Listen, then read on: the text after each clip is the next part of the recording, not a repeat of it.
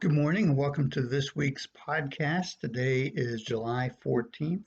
Not sure how that happened. Time seems to be going by awful fast. Anyway, summer spiritual practices. We kicked off last week. Some things to do, especially in the summertime, to draw us closer to God. Today we're going to look at, for a moment, tithing, giving, and offerings as spiritual practices and disciplines. Now, most of us don't like to think about tithing, giving, and offerings. And we're not just talking about finances, though. We're talking about money, time, talents, possessions, ourselves, offering these in a way to honor and glorify God. So, as a spiritual practice and a discipline, how do we do these things? So, I want you to start by asking yourself the question: if I give of my time, my talents, my possessions, myself, in honor and glory of God, do I do it with thanksgiving and praise? Do I willingly do it? Is it something I want to do, strive to do? Or is it something that I grudgingly do? You know the difference. I don't have to go into that, do I? So as you begin thinking about that, I want to give thanks to God for you and your giving of your time, your talents, your possessions. Those who have been attending worship, those who have been watching online, whether Facebook Live or the emailed sermon links. Thank you for that. Thank you for your work in and around the church as committees and teams have begun to meet again. As the relaunch team begins in the next week to meet again to plan for the possibility of reopening, relaunching in-person worship services, looking for ways to do that in light of the continuing changing season of COVID-19. Thank you for your giving, your financial giving to the church that enables us to be here, to minister locally through our Compassion Fund, especially right now. Being available to help people with prescriptions, utilities, rent, gas. Those have been a few things in the last couple of weeks. Thank you for your giving that allows us to pay our apportionments. We are behind for the year, but we're working on rectifying that situation. Our apportionments is our fair share, asking from the annual conference so that we can pool our resources and be in ministry together here in our state and throughout the world. It should be our first act of ministry as a church. We give that willingly, but we often hesitate and not trust in God to provide so that we can have all that we need. And that's the way we look at our money. It's ours. Do I give it to God first? Do I wait and see what I have left at the end of the month?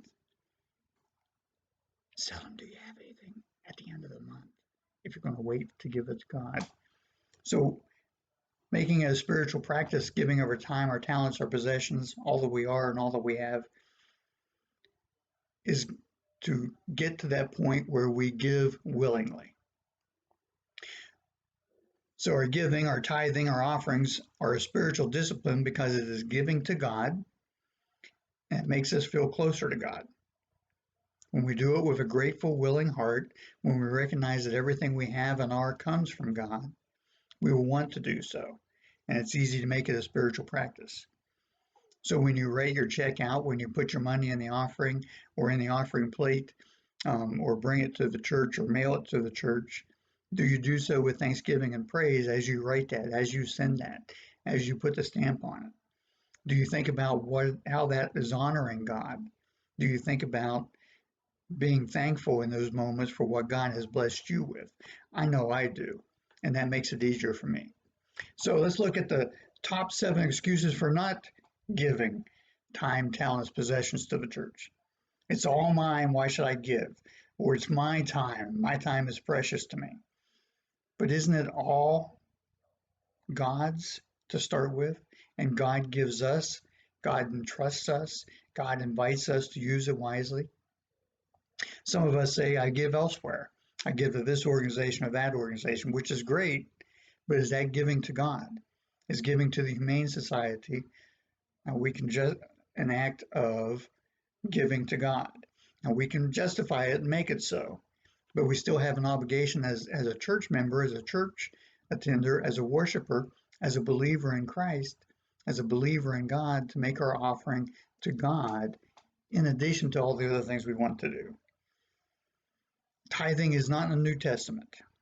True, tithing is an Old Testament concept, but think about Jesus talking about the widow giving her last mite, her last 2 cents.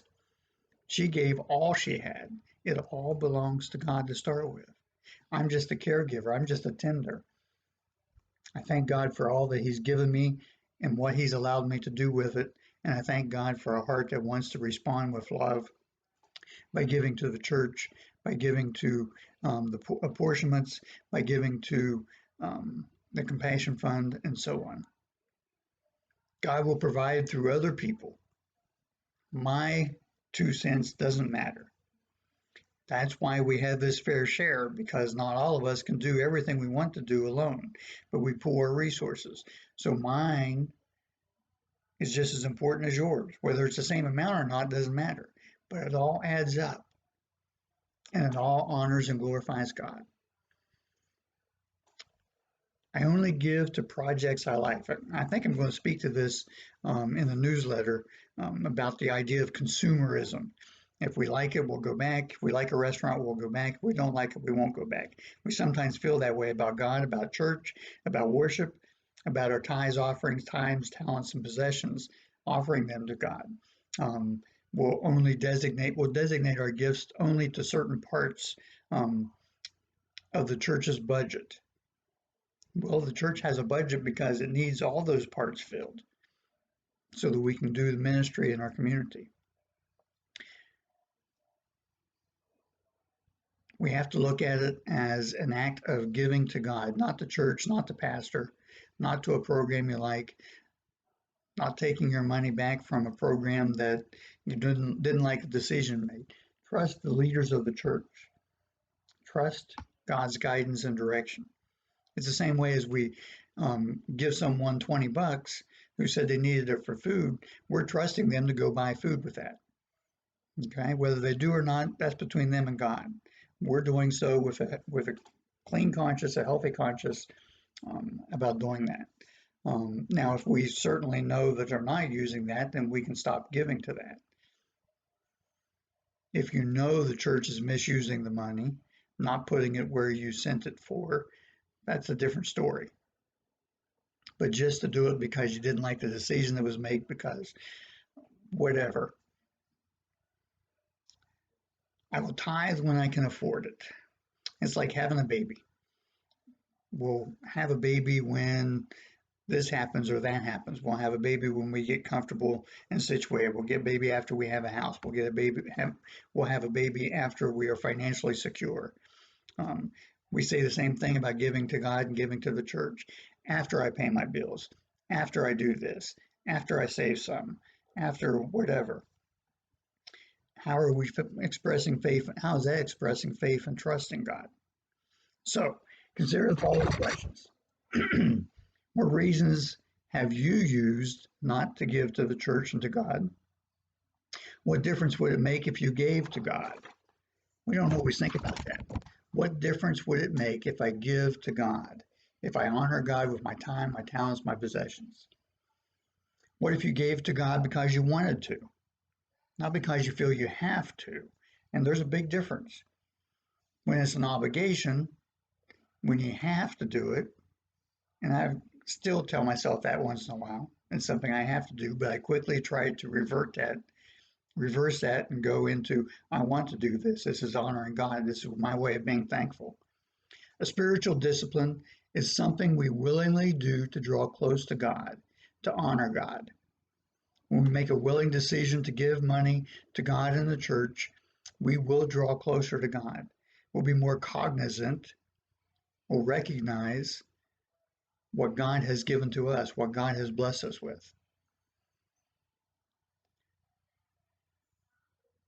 The ways in which we choose to earn, give, save, spend money are all spiritual decisions, but our first decision has to be about giving to God as a way of honoring God. Giving to God through the church is a spiritual discipline. It is a good practice to have and to get into, recognizing what we need to be thankful for, recognizing that everything comes from God. So practice your summer spiritual discipline of giving financially, but also time, talents, and possessions to the church. We're always looking for someone to do something. Peace and blessings.